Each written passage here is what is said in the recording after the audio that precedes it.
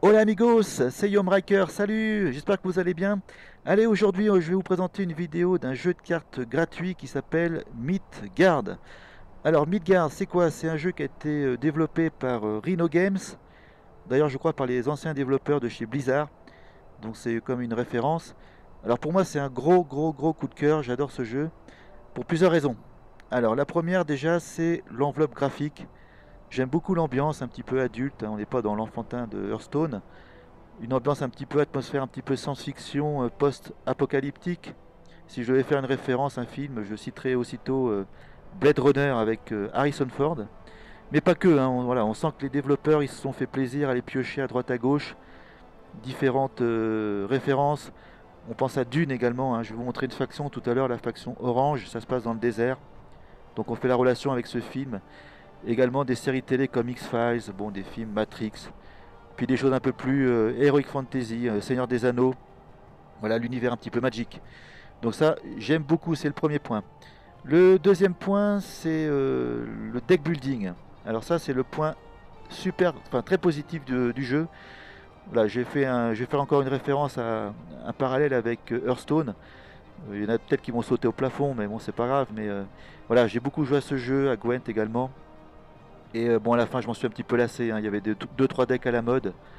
Au niveau du méta, voilà, on lançait une partie en classé, puis voilà, il y avait une chance sur deux, boum, allez, on tombait sur ce deck.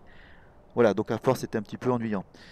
Dans Midgard, voilà, pour moi, c'est totalement différent, hein. Il n'y a pas un deck plus fort l'un que l'autre.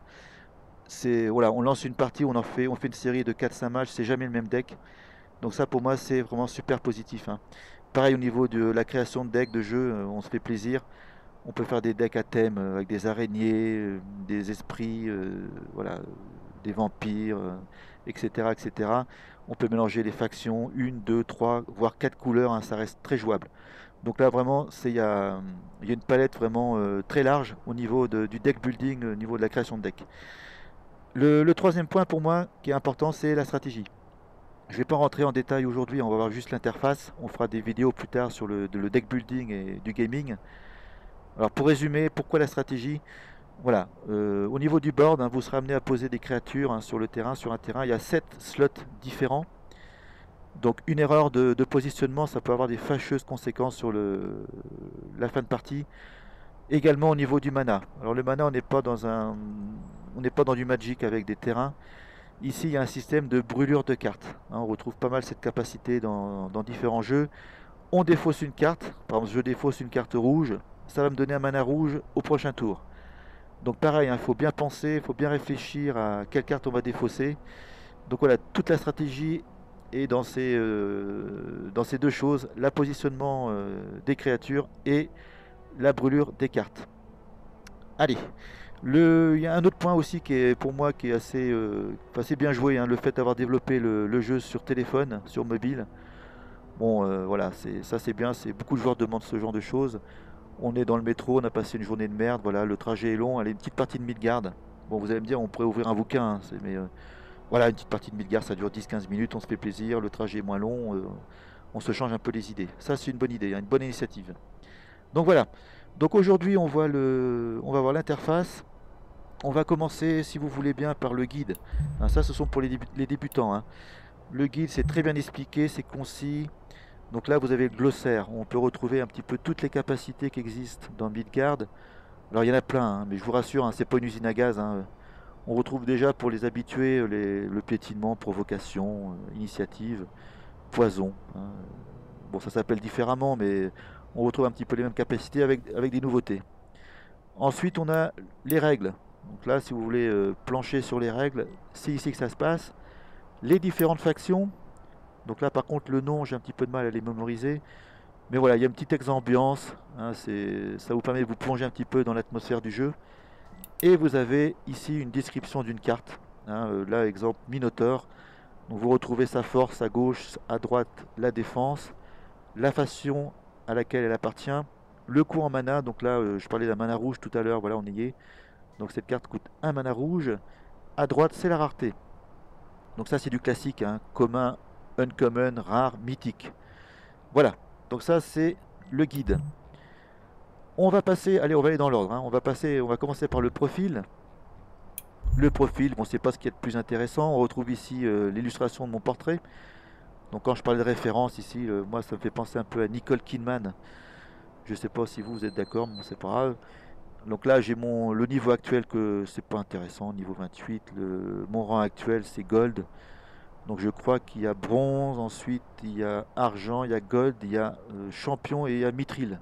Bon, il y a grande chance que j'atteigne pas le summum, mais c'est pas grave. Alors, la collection, vous pouvez voir ici que j'ai débloqué 36% des cartes, donc il y a encore du taf. Petit à petit, hein, l'oiseau fait son nid, comme on dit. L'historique de mes parties, donc là il y a du rouge, j'ai perdu, j'ai gagné, le tout, bah, c'est qu'on se fait plaisir, et puis bah, à Midgard, je peux vous assurer qu'on se fait plaisir. Allez, donc ça c'est le profil. Les decks. Alors, les decks, ça c'est pas mal, hein, on nous propose des decks d'internautes. Alors ce sont des decks qui ont un certain niveau, hein. Donc c'est pareil, c'est très enrichissant pour progresser, ça c'est pas mal. Pour les débutants, on va trouver les starters, hein, ça c'est offert par la maison. Alors les starters, alors, je vais vous trouver ça tout de suite. Alors les starters, hop, voilà, ils sont là. Donc hein, les premiers pas dans le jeu, voilà, c'est bien de débuter avec ça. Bon, petit à petit, hein, vous allez lâcher les starters, mais pour commencer, c'est vraiment indispensable. Ensuite, bah, ça, ce sont les différents decks que j'ai créés.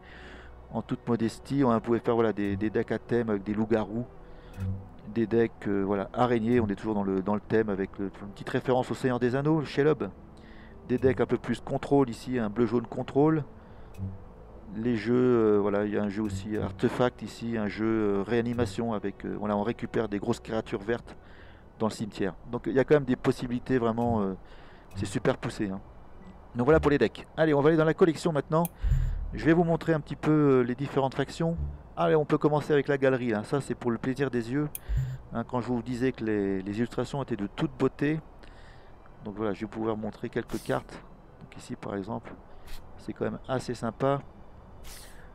Cette carte aussi elle est belle, hein. Bon, les femmes sont très représentées dans le jeu, hein. Ça aussi c'est bien, c'est un bon point. Ça c'est une idée que j'aime beaucoup. Voilà.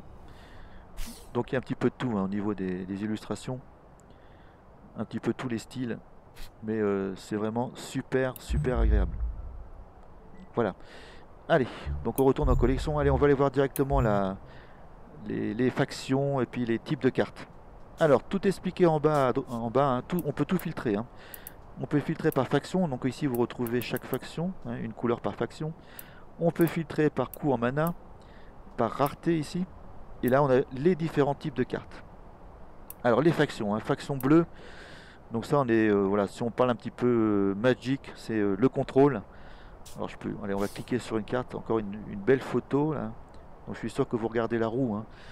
Donc là, si on veut faire un jeu à thème, hein, les Valkyries. Les Valkyries, ce sont un petit peu de jolies filles qui roulent en moto. Alors elles sont sympas comme ça, hein, au premier abord, hein, mais franchement, j'aimerais pas les croiser, hein, parce qu'elles ont tendance à utiliser la clé anglaise ou la batte de baseball. Donc voilà, faut s'en méfier, hein. Donc voilà, si on veut faire des decks à thème, là on s'amuse beaucoup, c'est très fun. Le jaune, alors le jaune, c'est plutôt mid-range, pas mal d'artefacts, etc. Ouais, c'est un petit peu multicarte, hein, le jaune, hein. Le rouge, alors le rouge, bon bah c'est comme tout bon jeu rouge qui tâche, hein, c'est des jeux agressifs. Voilà, je vais vous montrer une petite carte, là ça fait un peu penser au Joker, non? Vous trouvez pas? Donc le rouge, le vert. Alors le vert, ce sont les grosses créatures. Donc là, ça c'est une carte qui est très jolie aussi, hein. Donc divination 2, ça veut dire que vous regardez les deux premières cartes de votre de deck et vous mettez la carte de votre choix au-dessus. Donc là, on est vraiment dans la nature. Moi, quand je parlais de grosses créatures, là on a le Iku Turso, voilà, de 10-10 qui a piétinement. Donc là, ça s'appelle Overrun, hein, dans Midgard. On a ensuite la faction orange. Alors la faction orange, voilà, je vous disais que ça ressemblait un petit peu à du Dune, hein, là, je peux cliquer sur une photo. Donc vous pouvez voir, hein, que vous avez des cartes prestige, hein, à la différence des cartes classiques avec le texte en fond blanc. Ici, on est un petit peu en plein écran, hein, donc c'est pour vraiment apprécier les illustrations. Ces cartes-là, on peut soit les crafter ou soit on les a aussi dans les boosters, hein. Donc là, voilà, ça peut faire référence à Dune ou certains diront Star Wars avec Tatooine. Voilà, c'est superbe, hein. Et alors la faction violette, donc là c'est pareil, c'est quasiment toutes les couleurs, on peut tout faire, hein, voilà, du aggro, du mid-range, du contrôle. Donc là, hop, hein, ça fait penser un petit peu à Batman, ça, non? Voilà. Ici, je parlais d'X-Files en début de vidéo.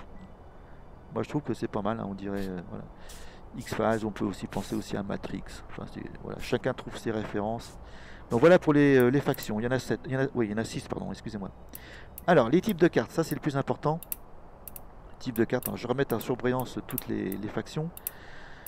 Alors, les artefacts, c'est comme un enchantement, c'est impermanent, hein. Ça permet, ça donne des pouvoirs à des créatures, hein. Si je prends celle-ci par exemple, hein, voilà, ça donne +1/+1 à toutes vos créatures. Ça peut aussi faire du dégât direct, hein, sur l'adversaire. Quand l'adversaire pioche ou se défausse d'une carte, il se prend un dégât. Donc voilà, donc chaque faction a ses artefacts. On passe aux enchantements. Alors les enchantements, c'est un petit peu comme des terrains. Alors faut pas faire la comparaison avec les terrains de Magic, hein, c'est pas du mana.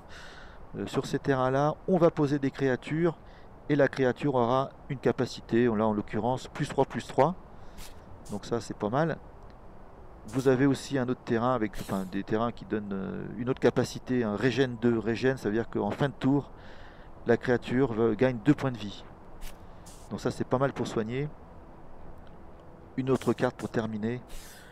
Voilà, donc ça c'est vert et ça donne un bouclier de 20. Là on retrouve un petit peu le casque du Rohan, un Seigneur des Anneaux. Hein, vous voyez, c'est très varié, hein, au niveau des références. Ici on peut penser à Tatooine, non? Vous trouvez pas? Donc voilà, ça ce sont les enchantements. Les éphémères, bon, ça je passe, hein, on va retrouver la fameuse boule de feu, etc. Des cartes qui sont voilà, à effet immédiat. Et pour terminer, les créatures. Donc là, les créatures, il y en a plein. Hein, vous avez des araignées, etc. Voilà, les Twin Blank. Hein, vous pouvez, ça compère est ici, hein, sa sœur jumelle. Voilà. Donc le set de base, il a à peu près 500 cartes. C'est un jeu qui bouge, hein, qui vit, hein. La communauté est de plus en plus importante. Ça attire du monde. Il y a des patchs qui sortent, on modifie des cartes. Voilà. Il y a 2 extensions qui sont prévues en début d'année 2020 et courant année 2020, il y en aura une autre qui sortira. Donc voilà, ça bouge, je vous le conseille fortement. Allez, on continue, on va accélérer un petit peu. Les différents modes de jeu. Alors il y a du réchauffé, enfin il y a du déjà vu, on va dire, comme des choses un petit peu plus nouvelles. La story. Alors la story, c'est une mission, une campagne solo. Hein, quand vous téléchargerez le jeu, on vous proposera de faire la story. Alors c'est pas mal pour vous plonger dans l'atmosphère du jeu. Il y a des cinématiques qui sont, enfin c'est vraiment sympa. Voilà, on gagne aussi des pièces, on gagne des cartes. Donc c'est à faire, hein, c'est à découvrir. Le mode de compte 2, ça c'est nouveau. Alors je ne l'ai pas testé, hein, j'ai un ami qui l'a fait, il paraît que c'est fun. Le mode Ranked, on connaît. Le mode puzzle, bon, c'est un petit peu des casse-têtes chinois qu'il faut résoudre dans une situation bien donnée avec une main prédéfinie. Ouais, c'est pas mal. Le mode casual, voilà, c'est une partie contre un humain ou l'intelligence artificielle. Le brawl, c'est uniquement contre l'ordinateur. Et vous avez 2 modes draft avec la fameuse arène et le gauntlet. Donc ça, je vous invite à découvrir tout ça. Donc il y a pas mal de jeux différents, plus le deck building, les créations de deck est vraiment une palette très large. On s'ennuie pas au niveau de la rejouabilité, hein, on y revient souvent, hein. Le magasin, bon, je vais passer vite fait. Alors, un booster, si vous voulez mettre la main à la poche, c'est pas des dollars, hein, je vous rassure, hein, j'habite au Mexique, c'est des pesos. Alors, moi, je mets pas trop d'argent dans les jeux de cartes, hein, je paye avec la monnaie du jeu. Donc là, un pack, un booster, c'est 1200 pièces. Vous pouvez aussi récupérer de l'essence pour crafter des cartes. Voilà, donc ça, c'est le magasin. Les missions. Alors, il y a des missions journalières. Ici, il y a un coffre qu'on peut débloquer. Alors là, j'ai récupéré un petit peu tous les gemmes, toutes les pièces précieuses. Dans 2 jours, je pourrai débloquer le fameux coffre. Donc ce sont des pièces, hein, c'est généreux, hein, c'est bien. Il y a des bonnes récompenses. Les factions. Alors depuis le dernier patch, il propose des factions. Là, vous pouvez voir que j'ai complété les 4 premières. Il me reste l'orange et la violette. Alors à chaque fois qu'on complète, hein, on peut gagner une carte mythique de son choix, hein, ça c'est pas mal. On gagne aussi des pièces, on gagne des cartes, voilà. Ça ce sont les missions. Achèvement, ça je passe, c'est pour gagner des pièces aussi. On monte de niveau, là vous pouvez voir que Le prochain que j'atteindrai, c'est le niveau 29 et je gagnerai 250 d'essence. Et là, on peut débloquer d'autres cartes. Donc voilà, c'est généreux, on peut customiser comme on veut, c'est clair, c'est joli. Enfin franchement, voilà, beaucoup de qualité dans ce jeu. Et pour terminer, social. Bon bah ça c'est du déjà vu. Les joueurs avec qui je suis ou avec lequel je joue, les joueurs que je bloque, bon j'en ai pas bloqué je crois. Ah bah si, il y en a un, vous voyez, bah lui il devait pas être très sociable justement. Ça arrive encore hein, malheureusement de trouver toujours des énergumènes, voilà, c'est un petit peu arrogant là, qui vous balance des messages, voilà. Mais bon, c'est triste, mais c'est comme ça, on fait avec. Hein. Allez, voilà, donc là je pense qu'on a fait un petit peu le tour de l'interface. J'espère que cette vidéo vous aura plu. En tout cas, moi j'ai pris énormément de plaisir à la faire. Alors si c'est ma première vidéo, hein, si vous voulez mettre un petit j'aime, ça me ferait plaisir. Ça me pourrait me motiver pour la suite. Ah bah tiens, on va terminer avec la story. Hein, je vais vous montrer une petite cinématique, c'est sympa. Je vous conseille également d'aller voir la chaîne d'un ami qui s'appelle Ion29. Alors c'est un ami que j'ai connu à Rennes en Bretagne. On a tapé le carton avec sur Star Trek, Star Wars, Seigneur des Anneaux. Voilà, on était une petite communauté rennaise au Temple du Jeu par exemple et on s'amusait énormément. Alors là maintenant j'habite au Mexique mais on est toujours en contact. Donc lui de son côté il a une chaîne, hein. Il propose des jeux, alors pas que des jeux de cartes, hein, c'est vraiment, il y a un petit peu de tout. Mais c'est vraiment bien fait, il y a toujours une petite pointe d'humour, ça c'est sympa, et puis avec beaucoup de pédagogie. Alors je vous conseille Ion29 d'aller voir ses vidéos. Nous en tout cas, ben, on se voit très bientôt. Allez, je vous lance la story. Allez, silence, on tourne. Allez, je vous montre une petite cinématique, et puis on se quitte là-dessus. Allez, ciao.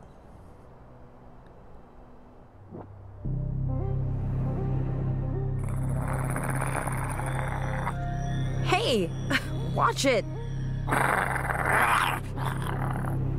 Vampires are fair game, but this is not okay.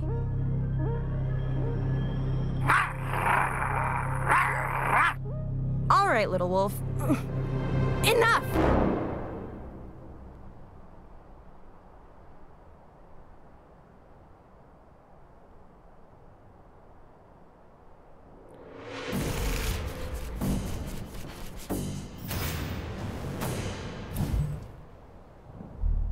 Allez, voilà, c'est tout pour aujourd'hui. Hein. Le gameplay, on garde ça pour une prochaine vidéo. Allez, à bientôt. Ciao.